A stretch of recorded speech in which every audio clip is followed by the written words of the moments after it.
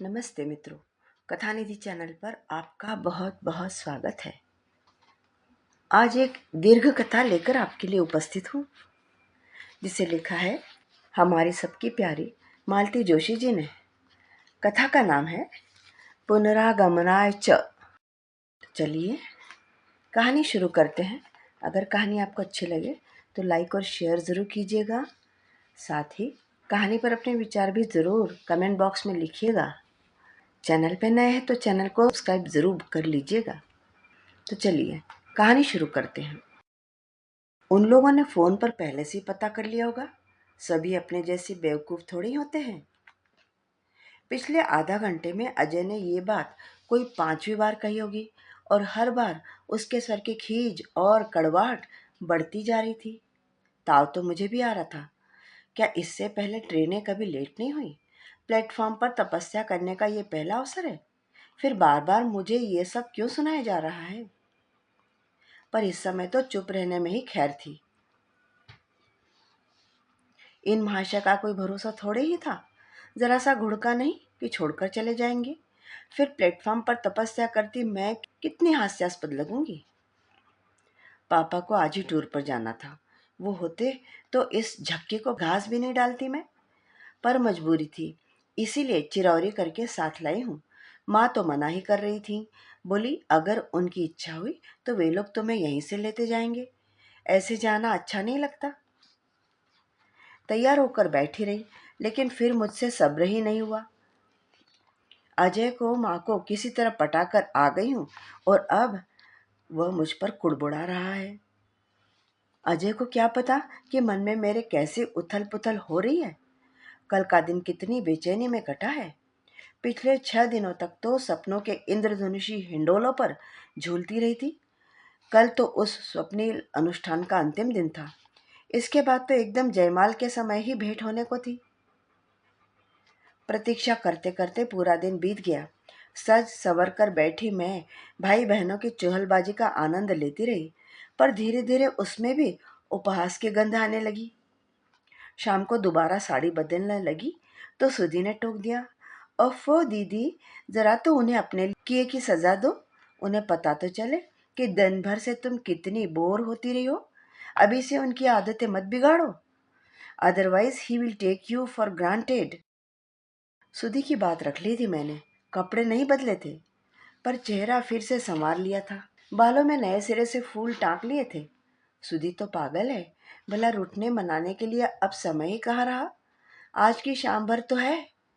मान मनोबल के लिए तो जिंदगी पड़ी है। और जैसा कि सुधी कहती है, घर में एक परमानेंट कोप भवन बनवा लूंगी। पर आज नहीं। आज तो उनका स्वागत मुस्कुराकर ही करना है, क्योंकि यही तो विदा की शाम भी है। पर कहाँ, मुस्कानों के वे दीप जलकर भी चुक गए। पर उन्हें नहीं आना था, सो नहीं ही आए। तभी तो बेशर्म बनकर स्टेशन पर आना पड़ा। उन्हें एक झलक देखना था। अपने सारे उलाहने, अपना सारा प्यार आंखों ही आंखों में उन पर उड़ेलना था। उस एक क्षण के लिए मैं राधा भी थी और मीरा भी। ट्रेन आने में बस 5 मिनट रह गए होंगे जब उन लोगों की कार आती दिखाई दी। हम लोग गेट के पास ही खड़े थे। उन लोगों के आते ही अपने प्लेटफॉर्म टिकट मुट्ठी में दबाए हम लोग उनके पीछे पीछे चल पड़े। प्लेटफॉर्म पर भीड़ का एक सैलाब सा एकदम उमड़ रहा था। सभी बदहवास से दौड़ पड़े। शायद ट्रेन के आने का संकेत हो गया था। अपनी बाहों का घेरा बनाकर मम्मी जी मुझे उस धक्कापेल से बचाए हुए थी। मुझे मालूम था घर जाकर अजय उनकी इस अदा का खूब मजाक उड़ाने वाला है। पर मेरा ध्यान अजय की ओर नहीं था। मेरी आंखें जिन्हें खोज रही थी वो अपनी एक झलक दिखाकर भीड़ में खो गए। मेरा मन उनके पीछे दौड़ पड़ा था, पर तन मम्मी जी की स्नेहिल बाहों में कैद था। वह मुझे लेकर एक और खड़ी हो गई। ट्रेन आने पर जब सब लोग कंपार्टमेंट तक पहुंच गए तभी वह वहां से हिली। पर श्रीमान जी का यहाँ भी पता नहीं था। भैया कहाँ गया रे दिलीप? मम्मी जी ने पूछा। शायद बुक स्टॉल पर गए हैं। क्या तुम लोग उसके लिए किताब नहीं ला सकते थे?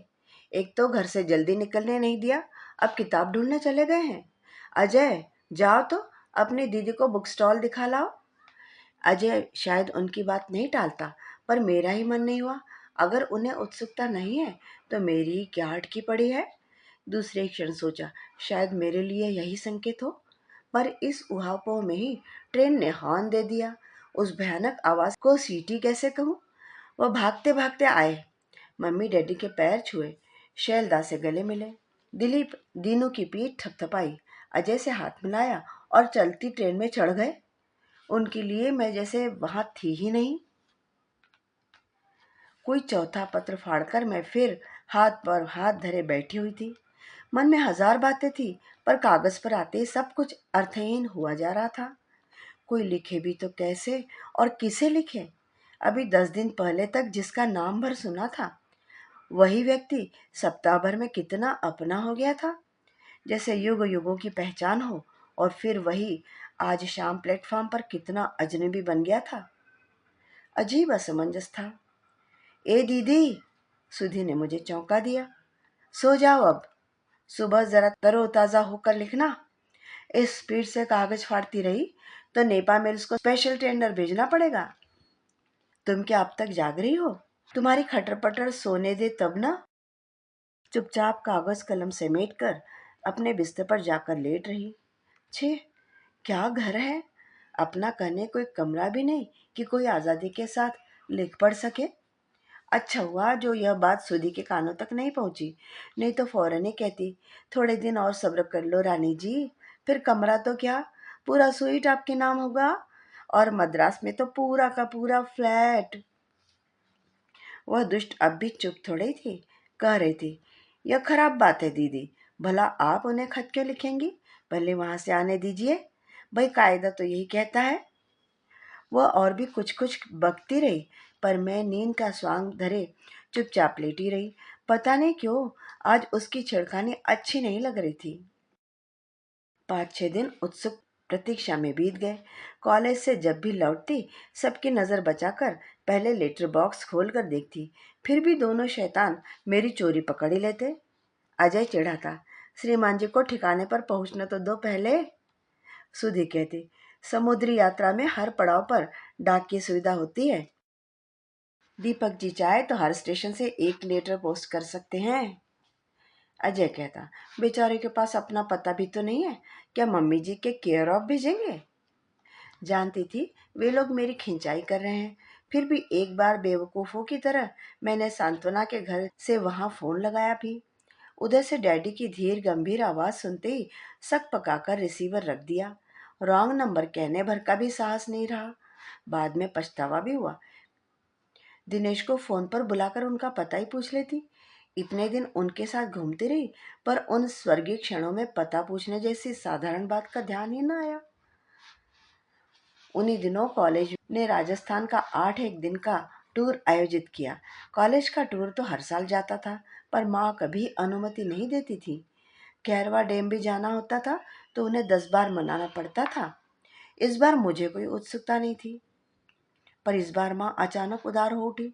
बड़े ही तरल स्वर में बोली, हो आना, घूमने फिरने के यही तो दिन होते हैं। एक बार गृहस्थी में घिर जाएगी तो ये सुख पराया हो जाएगा। एक तरह से ठेल ठाल कर ही उन्होंने मुझे टूर पर भेजा। माँ की अस्वीकृति का ठोस बहाना निरस्त हो जाने के बाद फिर तो सहेलियों ने भी पीछा नहीं छोड़ा। सुधी ने बार बार आश्वस्त किया कि पत्र आएगा या आएंगे तो वो संभाल कर रखेगी और ईमानदारी से मुझे सौंप देगी। सारे आश्वासनों के बावजूद मन पूरे वक्त उधर ही लगा रहा। सबका मजाक किरकिरा करने के लिए सखियों ने जब कोसना शुरू किया, तब किसी तरह मैं अपने को समझा बुझाकर उनमें लौट सकी।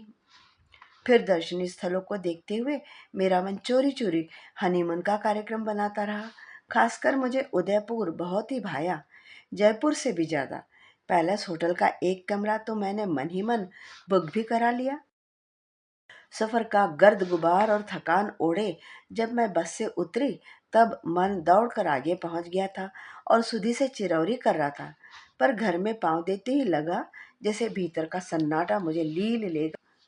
अजय शरीफ लड़कों की तरह बाहर आया और मेरा सामान उठाकर अंदर ले गया। सुधी किसी आज्ञाकारिणी बहन की तरह उठी और मेरे लिए चाय बना लाई। माँ ने पलंग पर लेटे लेटे ही पूछा, खाना खाएगी?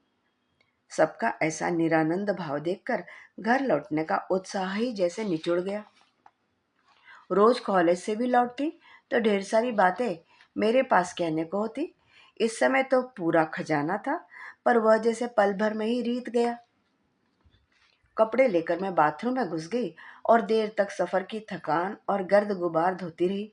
बाहर जब निकली तब तन और मन दोनों फूल से हल्के हो गए थे।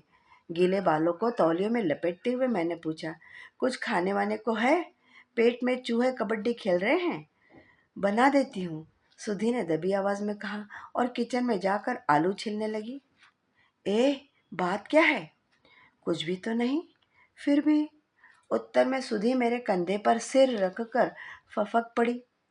दीदी, माँ ने बताने के लिए मना किया था, but I can't keep it any more. पर हुआ क्या है? मैंने कांपती आवाज में पूछा। दीदी, दीदी, दीपक जी नहीं रहे। 3 शब्द, केवल 3 शब्द, लेकिन वे जैसे मेरे संपूर्ण अस्तित्व को रौंदते हुए चले गए। मेरी चेतना के सारे तार एक साथ झंझना कर बज उठे और बस इसके बाद सब कुछ एकदम शांत हो गया। होश तब आया जब मैं अपने बिस्तर पर लेटी हुई थी। मोहल्ले के डॉक्टर सिन्हा मेरी नब्ज पकड़े हुए थे। माँ, अजय और पापा, जो शायद दफ्तर से उस दिन जल्दी लौट आए थे, पलंग को घेर कर खड़े थे। मुझे कुछ प्रकृतिस्थ होते देखा तो डॉक्टर सिन्हा उठ खड़े हुए। Now it's all right baby, have cup of milk and try to sleep. मेरे सिर को प्यार से थपकते हुए उन्होंने कहा और बाहर चले गए। उनके पीछे पीछे पापा भी। माँ मेरे सिरहाने आकर बैठ गई और उन्होंने मेरा सिर गोद में ले लिया। अजय आकर मेरे लिए बॉर्नविटा ले आया और माँ चम्मच से मुझे पिलाने लगी। सुधी कहाँ है? मैंने कुछ देर बाद क्षीण स्वर में पूछा। फिर माँ की दृष्टि का अनुसरण किया तो देखा वह अपराधी भाव से दूर खड़ी कातर दृष्टि से मुझे ही निहार रही थी। मैंने इशारे से उसे पास बुलाया। वह दौड़कर आई और मुझसे लिपट गई और आंसुओं का एक सैलाब सा उमड़ पड़ा। बाद में उसी ने मुझे विस्तार से सब कुछ बताया था। शैलदा किसी इंटरव्यू के लिए मद्रास गए हुए थे। दीपक उन्हें लिवान स्टेशन पहुंचे थे। स्टेशन से घर को आते हुए ही उनकी मोटरसाइकिल एक सिटी बस से टकरा गई। शैलदा तो उछलकर दूर जा गिरे, पर दीपक जी तो एकदम पहियों में ही आ गए। उनकी छिन्न विच्छिन्न देह और घायल शैलदा दूसरे दिन विमान से यहाँ पहुंचे थे। डैडी को तो खबर सुनते ही अटैक आ गया था। अकेले दीपक ने सारा काम संभाला था। यहाँ इतना सब हो गया और तुमने मुझे खबर तक न की। कहाँ करते? क्यों? कॉलेज के पास हमारा पूरा प्रोग्राम था। तुमने फ़ोन तो किया होता, मैं उड़कर चली आती। और आकर क्या कर लेती? और कोई क्या कर लेता है, पर जो अपना होता है वह तो दौड़कर आता ही है। हाँ, जो अपने होते हैं वे तो आते ही हैं, लेकिन चुप क्यों हो गई? दीदी, तुम अपनों में नहीं थी, बल्कि उस समय तो सबके लिए तुम, बल्कि माँ कह रही थी तुम्हारा यहाँ न होना ही ठीक रहा। क्यों? वहाँ जो कुछ भी कहा सुना जा रहा था वह तुम सह नहीं पाती। कौन कह रहा था? लोग कह रहे थे। क्या कह रहे थे लोग? हिंदुस्तानी लोग ऐसे मौक़ों पर कैसी बातें करते हैं पता तो है। सारा दोष तुम्हारे मत्थे मढ़ा जा रहा था। मतलब मुझे अपशकुनी कह रहे थे। सुधी चुप हो गई। अभी कुछ दिन पहले तक मेरा पैर उस घर के लिए बहुत शुभ था, और आज आज मैं अपशकुनी करार दे दी गई। घटनाओं पर न तब मेरा वश था न आज है, पर नियति का भागी मुझे हर बार बनना पड़ा। जिस दिन मेरा रिश्ता गया था उस दिन डैडी ने एक महत्वपूर्ण मुकदमा जीता था। जिस दिन वे लोग मुझे देखने आए थे, दिलीप का पीजी के लिए सिलेक्शन हो गया था।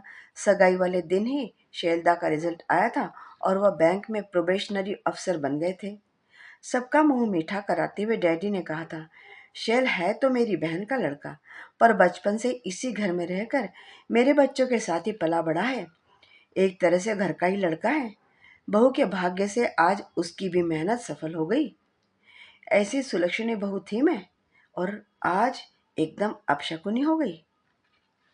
सुधी ने बताया कि औरतें इतने कठोर शब्दों में मेरी भर्त्सना कर रही थीं कि माँ का कलेजा छलनी छलनी हो गया। दोबारा वहाँ जाने की हिम्मत नहीं पड़ी। और फिर ज़रूरत भी क्या थी? रिश्ता जो था वो अपने आप ही टूट गया था। कितनी आसानी से सबने इस कटु सत्य को स्वीकार कर लिया था। काश मैं भी उतनी ही आसानी से सब कुछ भूल पाती, मन के कागज को फिर से कोरा कर लेती। दिवाली आई और चली गई। एक दीपक के बुझने से सारे दीप मेरे लिए अर्थहीन हो उठे थे। हाँ, घर का वातावरण धीरे धीरे सामान्य हो चला था। मिलने जुलने वाले पहले की तरह आने लगे थे। इस दुर्घटना की चर्चा भी अब पहले की तरह फुसफुसा कर नहीं होती थी, बल्कि कुछ लोग तो माँ पापा को बधाई सी देने लगते। चलिए, ईश्वर को यही मंजूर था तो यही सही। आप तो इस बात की खैर मनाइए कि भला बुरा जो भी होना था शादी से पहले ही हो गया, नहीं तो लड़की की जिंदगी तबाह ना हो जाती, जैसे तबाह होने में अब भी कोई कसर बाकी थी। मुझे उन लोगों की बुद्धि पर तरस आता, हर बात का बस व्यावहारिक पक्ष ही देखेंगे। भावनाओं का तो इनके लिए जैसे कोई अस्तित्व ही नहीं है। माँ भी तो कभी कभी कैसी अजीब बातें करने लगती। उन दिनों मैंने कॉलेज जाना छोड़ दिया था। दोपहर में पूरे घर में मैं और माँ, बस दोनों ही होते। तब माँ से कैसा तो डर सा लगने लगता। एक दिन पूछा, निधि, तुम लोग कहाँ कहाँ घूमने जाते थे? हम लोग कहाँ कहाँ नहीं गए थे माँ, सातों आसमान की सैर कर आए थे हम लोग। तुम्हें बहुत सारे लोग देखते होंगे ना? शायद। यहाँ होशी किसे था? यह सब क्यों पूछ रही हो माँ? डर लगता है रे, कल को कहीं बात चले तो इन्हीं बातों का बतंगड़ न बन जाए। अब शकुन का एक ठप्पा वैसे ही लग चुका है। तुम तुम क्या दोबारा मेरी शादी के लिए सोच रही हो माँ? दोबारा से क्या मतलब? शादी तो पहली बार ही होगी। सच तो है, शादी तो पहली बार ही होगी। और मेरे साथ जो घट गया वो क्या था? केवल एक दुस्वप्न। निधि, माँ एक दिन मेरे पास आकर बैठ गई।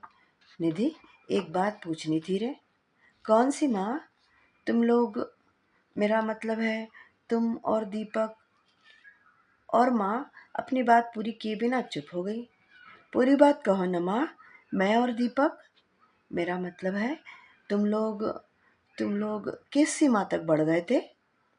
मैंने माँ की ओर देखा, प्रश्न पूछकर जैसे वह खुद ही संकोच से गड़ गई थी। उसी समय पोस्टमैन ने आवाज दी और वह जैसे जान छुड़ाकर भाग खड़ी हुई। माँ के प्रश्न का क्या उत्तर था मेरे पास? कैसे कहती कि माँ, सीमाएं तो सारी कब की टूट चुकी थी। वहां तो प्रणय का सार्वभौम साम्राज्य स्थापित हो चुका था। माँ के भयाकुल मन को भली भांति पढ़ सकती थी मैं। हम लोगों के उस स्वच्छंद विचरण का उन्होंने शुरू से विरोध किया था, पर पापा ने ही उन्हें डपट दिया था। बोले थे, इस तरह मना करना उन लोगों पर अविश्वास करने जैसा होगा। आखिर उसके भी तो माँ बाप हैं। पर वे लड़के के माँ बाप हैं, उससे क्या फर्क पड़ता है? सगाई के बाद अब तो निधि भी एक तरह से उनकी ही हो गई है। अब जिम्मेदारी सिर्फ हमारी ही नहीं, उनकी भी है। पर माँ का मन फिर भी आशंकित ही रहा। पहले दिन हमारे साथ सुधी को भेजा गया था। दूसरे दिन उसने साफ मना किया, तो किसी तरह अजय को तैयार किया गया। लेकिन पापा ने ही एक अध्यादेश जारी करके उस सारी व्यवस्था को निरस्त कर दिया। बोले, लड़का 2 साल विदेश रहकर आया है, यहाँ भी खुले वातावरण में रहता है, पला बड़ा है। तुम्हारी दकियानुसी से बिफर गया तो सारे किए किराए पर पानी फिर जाएगा। उस दिन हम लोग अकेले ही गए थे। घूम घाम कर लौटे तो रात के 11 बज रहे थे। तब पापा ने बड़े प्यार से दीपक को समझाया था, देखो बेटे, शहर का माहौल कुछ ठीक नहीं है। तुम लोग देर तक बाहर रहते हो तो निधि की माँ को टेंशन हो जाता है। You know, she is very nervous by nature. मुझे लेकर माँ उन दिनों तनाव में ही जी रही थी। अब इस हादसे के बाद वह फिर से तनाव में घिर गई थी। कई काल्पनिक भय उन्हें घेर कर बैठ गए थे। दिन भर वह मेरे इर्द गिर्द मंडराती रहती, कुरेद कुरेद कर उठपटांग प्रश्न पूछती रहती। उनकी ममता का एक संभाव्य खतरे से उनकी ममता एक संभाव्य खतरे से आतंकित थी, इसीलिए छटपटा रही थी। माँ का यह भय निर्मूल नहीं था। बहुत जल्दी इसका पता लग गया और पल भर को जैसे मेरी चेतना ही लुप्त हो गई। फिर बहुत साहस करके मैंने यह कुसंवाद सुधी की मार्फत माँ तक पहुँचाया। मुझे लगा था माँ सुनते ही बेहोश हो जाएंगी या चीख पुकार मचाकर सारा घर सिर पर उठा लेंगी, मुझे कोसेंगी, अपनी किस्मत को रोएंगी और भी जाने क्या क्या। पर ऐसा कुछ नहीं हुआ। घर का वातावरण वैसे ही शांत बना रहा, एक बुलबुला भी नहीं फूटा और मैंने स्वस्थ की सांस ली। इसका अर्थ था माँ ने इस आघात के लिए अपने आप को तैयार कर लिया था। 24 घंटे शांति से निकल गए। दूसरे दिन सुबह माँ ने सहज स्वर में कहा, निधि, सूटकेस तैयार कर लिया? 12:30 की गाड़ी है। कौन सी गाड़ी? पठानकोट एक्सप्रेस। हम लोग नासिक जा रहे हैं, प्रभा मौसी के पास। क्यों? अब इस क्यों का भी कोई जवाब है? माँ ने खींच कर कहा। फिर दूसरे क्षण बोली, एक बार प्रभा मौसी को ठीक से दिखा लेते हैं। यदि ऐसा वैसा कुछ हुआ तो वहीं रफा दफा कर देंगे, किसी को कानों कान खबर नहीं होगी। घर के डॉक्टर का यही तो फायदा है। मुझे लगा किसी ने दहकती सलाखों से मेरी कोख दाग दी हो जैसे। माँ, मैंने कांपती आवाज में कहा, मुझे कहीं नहीं जाना है। और मैं एकदम पलट कर कमरे से बाहर निकल आई। माँ पहले तो फटी फटी आंखों से मुझे देखती रह गई, फिर उन्होंने दौड़कर मेरा रास्ता रोक लिया। पूछा, नहीं जाना है? मतलब? मतलब क्या होगा? बस नहीं जाना है तो ये कहो ना कि यहीं बैठकर सबके मुंह पर कालिख पोतनी है। ये कहते हुए माँ का चेहरा इतना विकृत हो गया कि पल भर को लगा वो माँ है ही नहीं, दूसरी कोई औरत है। पर तुरंत ही उन्होंने अपने आवेश पर काबू पा लिया और पूर्ववत दुलराते हुए बोली, जिद नहीं करते बेटी, अभी ज्यादा देर नहीं हुई है, सब आसानी से सुलझ जाएगा।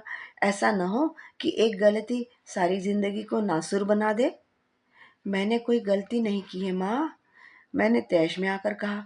जो कुछ हुआ उसमें मेरा दोष कितना था? फिर यह किस अपराध की सजा मुझे दी जा रही है?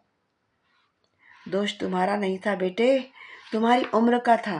तुमने कोई गलती नहीं की, कसूरवार तो हम लोग हैं जो इतनी छूट दिए रहे। ऋषि मुनियों के मन भी ऐसे में वश में नहीं रहते, फिर तुम लोग तो नीरे बच्चे थे। नहीं माँ, दोष उम्र का नहीं, एकांत का भी नहीं। मेरे संस्कार इतने खोखले नहीं हैं, पर सामने वाला व्यक्ति मेरा वाग्दत्त पति था। और उसने माँ ने अधीर होकर पूछा, उसने अपने प्रेम का प्रमाण मांगा था। माँ हतबुद्ध होकर देखती रह गई। मैंने कोई व्यभिचार नहीं किया है माँ, संपूर्ण मन से अपने देवता के आगे समर्पण किया था। और अब अगर उस प्रणय निवेदन का उत्तर साकार होकर मेरे भीतर उपजा है तो वह भी मुझे स्वीकार है। मैं उसे प्रसाद समझकर ही ग्रहण करूंगी, किसी को उसके साथ खिलवाड़ नहीं करने दूंगी। नासिक के टिकट लौटा दिए गए थे, पर मैं जानती थी कि यही अंत नहीं था, बल्कि यह तो शुरुआत थी। एक अनहोने संघर्ष का श्री गणेश था। माँ एकदम चुप हो गई थी। पता नहीं चल रहा था कि वह मुझसे तटस्थ हैं या रुष्ट हैं। सुधि मुझसे कटने लगी थी और मैं पापा से कतराने लगी थी। इतना सब हो जाने के बाद उनके सामने निकलना दूभर लगता था। अपने घर में अपने आत्मीय स्वजनों के बीच मैं अकेली पड़ गई थी। इस एकांतवास से घबराकर मैंने एक दिन अचानक सांत्वना के घर की राह ली। जैसा कि मेरा अनुमान था, वह घर पर नहीं थी। उतनी बड़ी कोठी में आंटी अकेली थी। मुझे देखते ही उनके चेहरे पर विस्मय और करुणा के भाव तैर गए। आंटी, जरा फोन करूंगी, मैंने कहा और उनकी स्वीकृति की प्रतीक्षा किए बिना अंकल की स्टडी में चली गई। जब मैंने कमरे का दरवाजा धीरे से बंद किया, तब भी वह उसी विस्मित मुद्रा में मुझे देख रही थी। डायल करते हुए मेरे हाथ कांप रहे थे। बहुत हिम्मत जुटा कर आई थी, पर जैसे ही उधर से हेलो की आवाज़ आई, मेरी जीभ तालू से चिपक गई। घबराहट में यह मन भान न रहा कि यह वही आवाज़ है जिसकी तलाश में यहाँ तक आई हूँ। हेलो, उधर से दोबारा आवाज़ आई, मिसेज प्रसाद स्पीकिंग। और मैंने अपनी सारी शक्ति बटोर कर कह डाला, मम्मी जी, मैं निधि बोल रही हूँ। अब सन्नाटा छलांग लगाकर उस ओर पहुंच गया। रिसीवर से कान लगाए जैसे मैं अपनी ही धड़कन गिनती रही। बड़ी देर बाद उधर से थकी सी बुझी सी आवाज आई, कहो। उस स्वर में कोई आग्रह नहीं था, निमंत्रण नहीं था, बल्कि एक बेजारी सी थी। पर मेरा नाम सुनने के बाद भी वह रिसीवर लिए खड़ी रही। मेरे लिए यही बहुत था। अपनी सारी व्यग्रता, आकुलता स्वर में उड़ेल कर मैंने कहा, मम्मी जी, आपसे बहुत ज़रूरी बात करनी है, अकेले में। बताइए कब मिलेंगी, कहाँ मिलेंगी? वह कुछ देर तक चुप रही, शायद सोच रही हो। मैं न्यायालय में निर्णय की प्रतीक्षा में खड़े अभियुक्त की तरह सांस खींचे रही। अंतहीन प्रतीक्षा के बाद वो बोली, उन्होंने एक पता दिया। दिन और समय निश्चित करके जब मैंने फोन नीचे रखा, तब मेरी समूची देह उत्तेजना से कांप रही थी। वे मेरी विजय के क्षण थे। हवा में तैरते हुए ही मैं घर लौटी। सुधी बरामदे में बैठी कुछ पढ़ रही थी। पदचाप सुनकर उसने सिर उठाया और फिर पुस्तक में डूब गई। और कोई दिन होता तो मैं दौड़कर उससे लिपट जाती, अपनी कारगुजारी बयान करती, पर हम दोनों के बीच की अंतरंगता पता नहीं क्यों एकदम बिला गई। मैं भी चुपचाप उसके पास से गुजर गई। अपने कमरे में बैठकर अपनी खुशी अकेले ही पीती रही, अपने संशय अपने आप ही बुनती रही। फोन पर मम्मी जी की थकी बुझी आवाज से ही मेरा परिचय हुआ था। प्रत्यक्ष देखा तो लगा मूर्तिमंत करुणा मेरे सामने खड़ी है।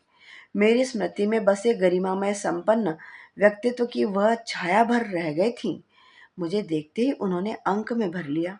लगा जैसे इस स्नेहल स्पर्श के लिए जाने कब से तरस गई हूँ। मैं उनके कंधे पर सिर रख के सुबकती रही और वह मेरे सिर पर, पीठ पर हाथ फेरती रही।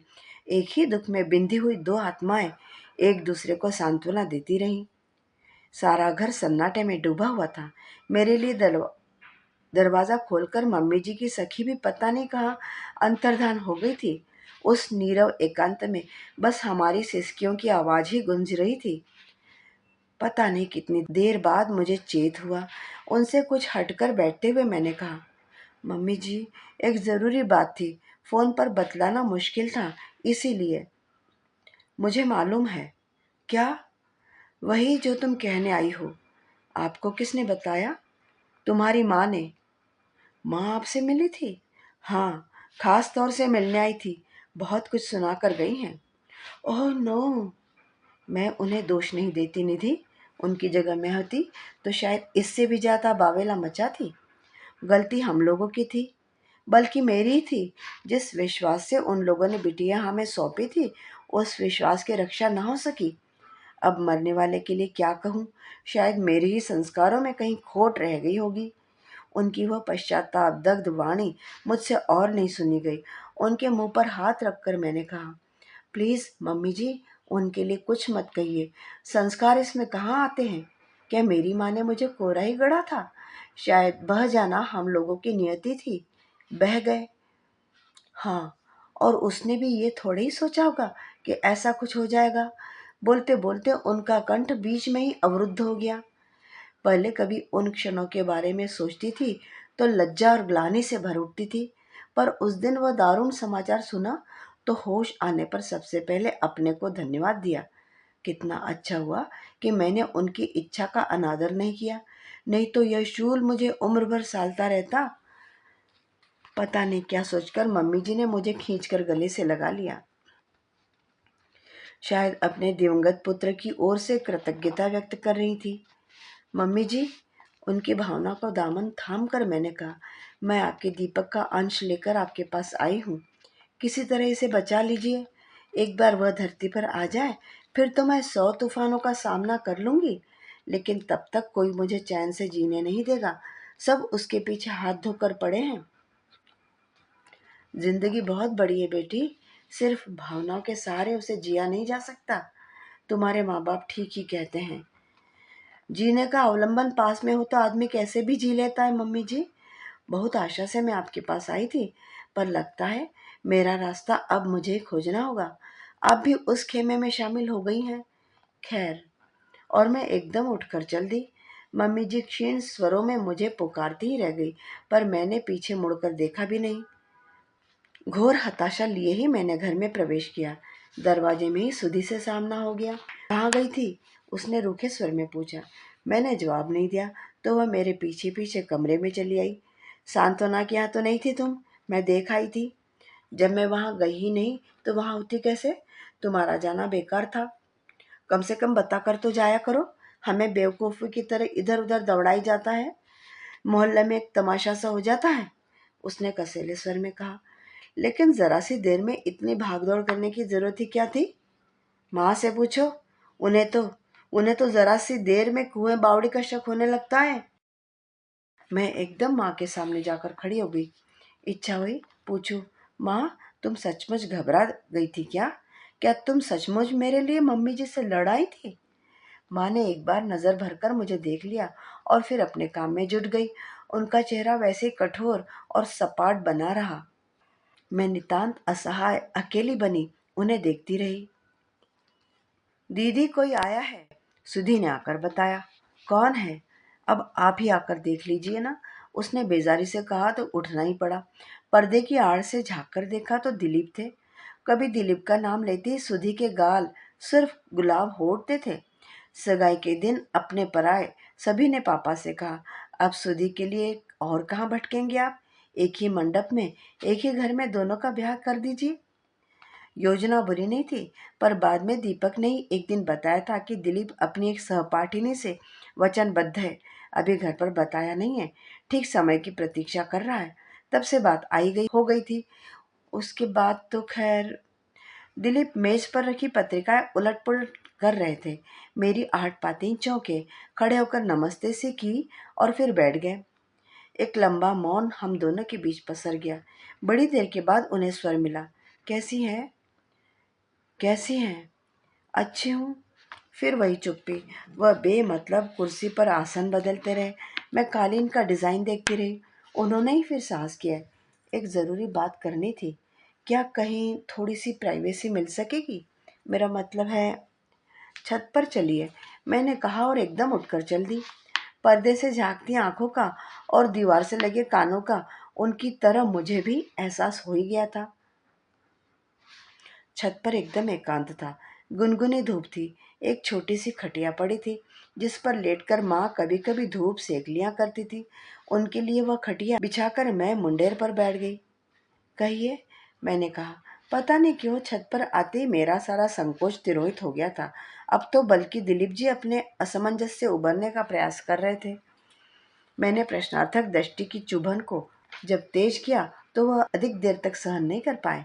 बेवजह गला साफ करते हुए बोले, समझ में नहीं आ रहा, बात कहाँ से शुरू करूं? आप तो निसंकोच कह डालिए, मैंने आश्वस्त करते हुए कहा। आप तो जानती हैं, मैं डॉक्टर हूँ, उन्होंने कहना प्रारंभ किया। इस तरह के केसेस तो रोज ही देखने सुनने में आते हैं, पर जब अपना कोई इन्वॉल्व होता है। आभारी हूँ कि आपने हमें अपना समझा। मेरी इस बात से वो एकदम अप्रतिभ हो उठे। फिर दूसरे क्षण एकदम तन कर बैठ गए। सोच लिया होगा कि इस तरह की ढीली ढाली मुद्रा से अब काम नहीं चलेगा। जैसे मुझे जताते हुए से बोले, देखिए, आज यहाँ मैं सिर्फ डॉक्टर की हैसियत से आया हूँ। सुना था आप परेशानी में हैं, इसीलिए बताने आया था कि एक दो नर्सिंग होम्स मेरी जानकारी में हैं। वहाँ फीस भी माकूल लगेगी और प्राइवेसी का भी पूरा ध्यान रखा जाएगा। आप लोग पसंद करेंगे तो मैं खुद आपके साथ चला चलूँगा। क्या आप अपनी माँ के दूध बनकर आए हैं? मैंने पूछा। जी नहीं, मैं सिर्फ अपनी जिम्मेदारी पर ही यहाँ आया हूँ। तो फिर मेरी बात सुन लीजिए। न मैं किसी परेशानी में हूँ, न मुझे उससे छुटकारा पाने की व्यग्रता है। वह कुछ कहने को हुए तो मैंने इशारे से उन्हें चुप करते हुए कहा, देखिए, आप एक डॉक्टर हैं, इसलिए मनुष्य के शरीर को भीतर बाहर से जान लेते हैं, पर उससे भी अंदर होता है एक मन। उसकी था आप लोगों को कभी नहीं मिल सकती। आप नहीं जानते कि औरत किस्तों में प्यार नहीं करती, अपने को जब भी देती है संपूर्ण रूप से देती है। मैंने भी केवल तन नहीं दिया, मन भी दिया था। मैंने कोई पाप नहीं किया, व्यभिचार नहीं किया, केवल प्यार किया है। उसके परिणाम को सहने की क्षमता मुझ में है। तुम्हारे स्वर्गवासी भाई का उपहार समझकर ही मैंने उसे स्वीकार किया है। मेरे इस लंबे वाक्य के बाद दिलीप कुछ क्षण तक चुप रहे। फिर बोले, निधि जी, डायलॉग तो आपने बहुत अच्छे दिए हैं, किसी नाटक या उपन्यास में बहुत अच्छी तरह से फिट हो सकते हैं, पर जिंदगी नाटक या उपन्यास नहीं है, एक कड़वी सच्चाई है। आप जानती हैं, आपकी इस भावुकता को, जिद को सच्चाई का जामा पहनाने के लिए एक निरीह प्राणी की बलि दी जा रही है। किसकी? आपकी? नहीं, इतनी बड़ी बात मुझसे कहने की जरूरत मम्मी नहीं कर सकती। उन्होंने तो वहीं तीर फेंका है जहां से वह जानती थी कि बूमरंग की तरह लौट कर नहीं आएगा। मतलब? उन्होंने शैलदास से अनुरोध किया है कि वह आपके होने वाले बच्चे को अपना नाम दे। हाय, मम्मी जी ने मेरे लिए इतनी। आप तो जानती हैं, इस हादसे से मम्मी थोड़ा संतुलन खो बैठी हैं। आपकी इस खबर से उनका रहा सहा विवेक भी जाता रहा है। अब तो उन्हें दीपक के बच्चे का मुंह देखने की धुन सवार हो गई है। आप दोनों मिलकर एक गरीब आदमी की जिंदगी तबाह करने पर तुली हुई हैं। तो आप इतना परेशान क्यों हो रहे हैं? शेल्दा मना भी कर सकते हैं। यही तो मुसीबत है, वह मना नहीं कर सकते। मम्मी के एहसानों से इतना दबे हुए हैं कि कभी उनके सामने सिर उठाकर कुछ कहने का साहस उनमें नहीं है। मम्मी यह बात अच्छी तरह जानती हैं कि एक बार मैं या दिनेश उनकी बात टाल सकते हैं, पर शैलदा यह हिमाकत कभी नहीं करेंगे। फिर उनके मन में यह अपराध बोध भी है कि उस दिन उनकी आंखों के सामने ही मौत झपट्टा मारकर भैया को ले गई और वो कुछ नहीं कर सके। क्या कोई कुछ कर सकता है? क्या कोई कुछ कर सकता है? ठीक कह रही है आप, लेकिन जहाँ सभी लोग तर्क और वितर्क को ताक पर धरे बैठे हो, वहां तो बात करना ही व्यर्थ है। उनके घर पर और लोग भी तो होंगे, वे मान जाएंगे। घर पर कौन है? मेरी बुआ भर है, 2 बहनें हैं जिनकी शादी होनी है। 40,000 की तुच्छ रकम के सहारे उनके मन को मोड़ने में कोई कठिनाई नहीं हुई। उन्हें केवल आपके अपशकुनी होने का डर था। मम्मी ने उन्हें समझा दिया कि शैलदा के लिए तो आप हमेशा ही शुभ रही हैं। सगाई के दिन ही उनका रिजल्ट निकला था। इतने बड़े एक्सीडेंट के बाद भी उनका बच निकलना इसी बात की ओर संकेत करता है। और वह मान गई? हाँ, वो मान गई हैं। दिलीप के जाने के बाद भी बड़ी देर तक मैं छत पर बैठी आसमान को ताकती रही। मन में इतना कुछ उथल पुथल हो रहा था। शैलदा के विवाह की बात सुनकर एक बारगी में पत्थर हो गई थी, पर उस प्रस्ताव के पीछे झांकती मम्मी जी की व्यग्रता के विषय में सोच सोच कर मन विह्वल होकर उनके चरणों में झुका जा रहा था। और फिर ये 40,000 कहाँ से लाएंगे पापा इतने सारे रुपए? जब दीपक का रिश्ता किसी ने सुझाया था, तभी पापा ने कानों पर हाथ रख लिए थे। ना बाबा, उतने बड़े घर की सीढ़ी चढ़ने का सामर्थ्य मुझ में नहीं है। तब उन्हीं परिचित ने आश्वस्त किया था कि पैसों का लालच उन लोगों में नहीं है। वे तो अच्छे परिवार की सुंदर और सुशील कन्या भर चाहते हैं। उन्होंने गलत नहीं कहा था। विधाता को शायद यही मंजूर नहीं था कि सब कुछ इतनी आसानी से निपट जाए। तभी तो नीचे से माँ ने खाने के लिए आवाज दी। तब जाकर मेरी तंद्रा टूटी। नीचे आकर देखा, सब लोग अपने अपने ठिकानों पर जा चुके थे। मेज पर केवल 2 ही थालियां लगी हुई थी। हम दोनों के बीच इन दिनों संवादहीनता की सी स्थिति बन गई थी। इसीलिए माँ के साथ अकेले खाते हुए मुझे बड़ा संकोच हो रहा था। माँ, 2-4 कौर किसी तरह पानी के घूंट के साथ नीचे उतारने के बाद मैंने बात शुरू की। माँ, 40,000 रुपयों में मेरी आत्मा का सौदा तय करने से कम मुझे पूछ तो लेते आप लोग। माँ ने एक बार आंख उठाकर मुझे देखा और फिर उसे निर्लिप्त भाव से दाल चावल मिलाने लगी। माँ, मैं इसी तरह अपनी अस्मिता का गला नहीं घोट सकती। आत्मघात के इससे भी कई अच्छे तरीके मेरे सामने थे, हैं। तो मर जाओ ना, जीते जी हमें मारने पर क्यों तुली हो? माँ एकदम गरजी। मैं हद बुद्धि से उन्हें देखती रह गई। उनका चेहरा तमतमाया हुआ था, आंखों से आग बरस रही थी, नथुने फूले हुए थे। अपनी स्नेहमयी माँ का यह विकराल रूप देखकर मैं तो एक बारगी सहम ही गई। बात क्या करती, उनकी ओर देखने का भी मुझे साहस नहीं रहा। यह नहीं करेंगे, वह नहीं करेंगे, आखिर क्या करोगी यह तो बताओ। तुम्हारी इस अनोखी जिद के लिए हम सब कुएं में कूद जाए या फांसी लगा ले? कभी यह भी सोचा होता कि एक बहन और भी है घर में, कल को उसकी भी शादी होनी है। हम कौन सा मुंह लेकर लड़के वालों के दरवाजे जाएंगे, बताओ तो। उस बमबारी को सिर झुकाकर सह लिया मैंने। ठीक ही तो था। अपनी खुशी के लिए मैं सुधे के जीवन के साथ खिलवाड़ नहीं कर सकती थी। क्या इसी कारण सुधी मुझसे इतने दिनों से इतनी कटी कटी सी हो गई है? उसका अहित तो मैं कभी सोच भी नहीं सकती। उधर में 2.5 मास का गर्भ और मन में परिजनों के प्रति अपार वितृष्णा लेकर मैंने एक सुमुहूर्त में शैल जी, अब शैलदा कैसे कहूँ, का वर्ण कर लिया। नव परिणित पति की सन्निकट उपस्थिति में उदासीन मैं निर्लिप्त भाव से बात के विधि विधान करती रही, सपाट स्वर में विवाह मंत्रों का अनुच्चार करती रही, पर उन मंत्रों ने मुझे कहीं से भी नहीं छुआ। मन जैसे पथरा गया था। लोगों से सुना कि समारोह बड़ा शानदार रहा। इस विवाह में दोनों पक्षों ने जिस सूझबूझ और समझदारी का परिचय दिया, उसकी भी बहुत प्रशंसा हुई। मैंने सारी चर्चा को इतने तटस्थ भाव से सुना जैसे कि वह किसी और के विवाह का प्रसंग हो। विदा के बाद मुझे सीधे शैल जी के गांव ही ले जाया गया। वहां मामी जी, अब मम्मी जी नहीं कह सकती थी ना, ने ही मेरा परीक्षण किया। वह ही मुझे अंक में भरकर भीतर लिवा ले गई। औरतों के उस हुजूम में केवल दो चेहरे ही पहचाने से लग रहे थे, रमा और उमा के। उस बार सगाई के समय ये दोनों मेरे पास ही मंडराती रही थी, पर इस बार दूर से ही टुकुर टुकुर ताकती रह गई। द्वार छिंकाई की भी बस एक रस्म भर हुई। न हंसी, न ठट्ठा, न मान, न मनुहार। उमंग तो मेरे मन में भी नहीं थी, पर इतने ठंडे स्वागत की अपेक्षा भी नहीं थी। मामा के द्वार मंडप नहीं डलता, इसी से शायद शादी गांव से की गई थी। सारे कुलाचार संपन्न होते ही हम लोग दूसरे दिन मामा जी लोगों के साथ शहर आ गए। मुझे अपने कमरे में पहुंचाते हुए मामी जी ने कहा, निधि, इब्राहिम से कह देती हूँ गाड़ी अभी गैराज में न रखे। तुम्हें अपने घर से कुछ सामान लाना हो तो ले आओ। माँ से भी मिल लेना। फिर तुम लोगों को कल जाना भी है। कहाँ जाना है? गोवा, हनीमून पर, उन्होंने कहा और एकदम मुंह फेर कर चली गई।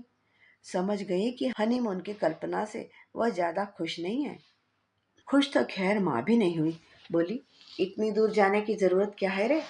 मुझे तो बड़ा डर लग रहा है। मैं हंस पड़ी। तुम लोग भी अजीब हो माँ। जब सचमुच डरना चाहिए था तब तो निश्चिंत बने बैठे रहे, और जब मैं अपने ब्याहता पति के साथ जा रही हूँ तब तुम्हें चिंता हो रही है। वो बात नहीं है रे, लेकिन कैसे कैसे किस्से सुन रही हूँ आजकल, सोच कर ही दिल कांप उठता है। माँ, तुम लोगों ने बड़ी गलती की। कैसी? पूरे 40 के 40 हजार एक मुश्त थमा दिए। ये ठीक नहीं रहा। आधी रकम रोक लेनी थी। उससे क्या होता? उससे मेरी सुरक्षा की गारंटी तो हो जाती। अपन वर पक्ष को जता देते कि बाकी रकम दुल्हन की हनीमून से सकुशल वापसी के बाद मिलेगी। बस, फिर तुम्हारी चिंता अपने आप दूर हो जाती। वह किसी और के सिर पर सवार हो जाती।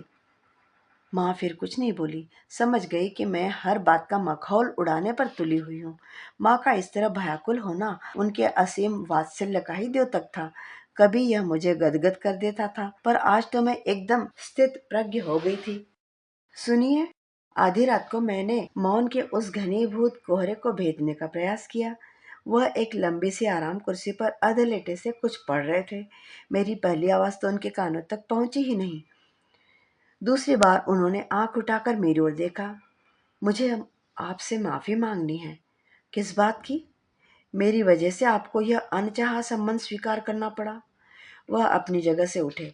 पुस्तक तिपाई पर रखकर वह उस सजे संवरे पलंग के एक किनारे आकर बैठ गए। चतुर प्रबंधकों ने हमारी प्रथम मिलन यामिनी को खुशगवार बनाने का बहुत सुंदर प्रबंध किया हुआ था। निधि, उन्होंने गंभीर स्वर में कहा, बोझ अनचाहा हो सकता है, पर इसे मैंने जिसकी वजह से स्वीकार किया वो तुम नहीं हो, इसलिए तुम्हें परेशान होने की जरूरत नहीं है। किसी का कर्ज था मुझ पर, और उससे उबरने के लिए यह संबंध जरूरी हो गया। तुम होती या कोई और, कोई फर्क नहीं पड़ना था। धक से रह गई मैं। पति के रूप में वह मेरे लिए अर्थहीन थे, पर मैं उनके लिए शर्त की एक धारा मात्र हूँ, यह मेरी कल्पना से परे था। अपमान से मैं कानों तक लाल हो आई। लगा कि वे सारे फूल, सारी दीप मालाएं मेरा उपहास कर रही हैं। निधि, वह उसी गुरु गंभीर स्वर में कहे जा रहे थे, बहुत सी बातें कहनी है तुमसे। वहां इतने लोगों के बीच शायद संभव नहीं होता, इसीलिए तुम्हें यहाँ इतनी दूर ले आया हूँ। नहीं तो तुम जानती हो, हनीमून का कोई मतलब नहीं अब। एक और चोट। हे भगवान, क्या मुझे अब इसी तरह किस्तों में मरना होगा? एक बारगी यह सब कुछ समाप्त क्यों नहीं हो जाता? तुम तो जानती हो, मेरे पिता नहीं है। उन्हें गुजरे एक अरसा हो गया। वह जब जीवित थे तब भी उन्होंने हम लोगों को कोई सुख नहीं दिया, बल्कि दुख ही दुख दिया। इतनी बड़ी जमीन जायदाद के अकेले मालिक थे। लक्ष्मी के साथ आने वाली हर अच्छी बुरी आदत के वह शिकार थे। उन्हीं के कारण धीरे धीरे सारी संपत्ति, यहाँ तक कि माँ के जेवर भी महाजन के यहाँ पहुँच गए। उनकी इन्हीं आदतों के कारण घर में रात दिन कलह मची रहती थी। जिस दिन मैंने 5वीं कक्षा पास की थी, वह दिन आज भी मुझे अच्छी तरह याद है। मैं कक्षा में प्रथम आया था। अपनी प्रोग्रेस बुक लेकर खुशी खुशी घर पहुंचा था, पर दरवाजे में पांव देते ही मेरी सारी खुशी काफूर हो गई थी। डर के मारे खून तक जम गया। सारा घर ऐसा बिखरा पड़ा था जैसे भूचाल आ गया हो। पिता साक्षात कराल काल बने कमरे के बीचों बीच खड़े वाही तबाही बक रहे थे। मुझे देखते ही उन्होंने मेरी प्रोग्रेस बुक झपट ली। पल भर में उसकी चिंदियां हवा में उड़ रही थी और मैं असहाय बना देख रहा था। दूसरे क्षण उन्होंने ऐलान किया कि इसके बाद पढ़ाई खत्म, कोई काम धंधा ढूंढो और घर चलाओ। मैं 12 साल का नासमझ लड़का उनका यह आदेश सुनकर ही दहल गया। कौन देगा मुझे काम? क्या सचमुच होटल में जाकर कब प्लेटें ही धोनी होंगी या स्टेशन पर बोझा उठाना होगा? जिस बात को लेकर इतना हंगामा मचा था, लाचार होकर माँ को वह माननी पड़ी। लड़कियों के कानों से सोने की बालियां निकालकर अम्मा ने इनके सामने फेंक दी। तब कहीं जाकर उनका रोष शांत हुआ। इस तरह सोने का वह आखिरी तार शराब की भेंट चढ़ने चला गया। उनके बाहर जाते ही अम्मा ने हम तीनों को साथ लिया, बस पकड़ी और मामा जी के दरवाजे पर आकर खड़ी हो गई। मुझे जबरदस्ती मामी के गोद में बिठाकर बोली, भौजी, आज से तुम्हारे 4 लड़के हुए। प्यार से या मार से, जैसे चाहो इसे आदमी बना दो। लड़कियों को तो मैं भूखी प्यासी रहकर भी पाल लूंगी, पर लड़का अगर बिगड़ गया तो मेरा बुढ़ापा भी खराब हो जाएगा। मामा जी ने उन दिनों वकालत शुरू ही की थी। ऐसी खासी आमदनी भी नहीं थी, पर मामी ने इस अतिरिक्त भार को खुशी खुशी स्वीकार किया। मुझे माँ का सा प्यार दुलार दिया। कभी अम्मा की याद नहीं आने दी। कभी मुझ में और अपने बच्चों में फर्क नहीं किया। बाहर वाले तो जानते ही नहीं कि मैं उनका बेटा नहीं हूँ। एक बच्चे के लिए जो स्वस्थ वातावरण चाहिए वह मुझे मिला। इसी से आज जो कुछ हूँ बन सका। दीपक की मृत्यु के बाद पता नहीं क्यों मैं उनसे कतराने लगा था। लगता था मैंने उनका अपमान, उनकी ममता का अपमान किया है। उन्होंने मुझे बेटे की तरह प्यार किया और मैंने उन्हें बेटे की लाश दी। इसी शर्म के मारे मैं अस्पताल से सीधा गांव चला गया था। वहीं एक दिन वह पहुंची, मुझे अंक में भरकर देर तक रोती रही। फिर अपनी ममता का वास्ता देकर बोली, शैल, बड़ी उलझन में फंस गई हूँ रे, क्या मेरी एक बात मानेगा? मैंने कहा, मामी, तुम्हारे मुझ पर इतने उपकार है कि प्राण भी मांग लो तो मैं मना नहीं करूँगा। वो बोली, शैल, मुझे प्राण नहीं, तुम्हारा नाम चाहिए। क्या दीपक के बच्चे को तुम अपना नाम दे सकते हो? पल भर को कमरे में सन्नाटा सा छा गया था। मेरी सांस तक रुक गई थी। कुछ क्षण बाद मैंने आंख उठाकर देखा। शैल एकटक मुझे ही देख रहे थे। तो यह मेरी कहानी है। उन्होंने जैसे उपसंहार किया। बहुत अच्छी तरह शायद मैं नहीं कह पाया हूँ, फिर भी आशा है मेरे अनगढ़ वक्तव्य को तुमने समझ लिया होगा। शादी चाहे तुम पर लादी गए हो या मुझ पर, इससे कोई फर्क नहीं पड़ता। अब इस रिश्ते को निभाना ही है। कम से कम कुछ दिनों तक तो यह नाटक करना ही है। अपना मोड ऑफ कंडक्ट क्या हो, यही तय करने के लिए तुम्हें इतनी दूर ले आया हूँ। तुम जैसा चाहोगी वैसा ही होगा। पर एक प्रार्थना है, मेरी दुखियारी माँ को यह कभी पता न चले कि मैं जानबूझकर ठगा गया हूँ। बस इतना ही। मित्रों, पुनरागमनाय च, इस दीर्घ कथा का यह पहला हिस्सा था। कहानी हम 2 हिस्सों में पढ़ेंगे। अगला हिस्सा जल्दी आपको सुनाऊंगी। आपको कहानी कैसी लगी? सुधि और निधि का आगे क्या हुआ? क्या निधि अपने आप को परिवार में ठीक से एडजस्ट कर पाई? क्या शैल उसके साथ में सामान्य व्यवहार कर पाया? निधि ने बच्चे को जन्म दिया? क्या शैल की माँ को निधि का गर्भवती होने का भेद पता चल गया? दीपक की मम्मी जी का शैल से विवाह के बाद में निधि के साथ में व्यवहार कैसा रहा? यह सब जानने के लिए कहानी का अगला हिस्सा। तब तक विदा। कहानी सुनने के लिए बहुत बहुत धन्यवाद। आपका दिन शुभ हो।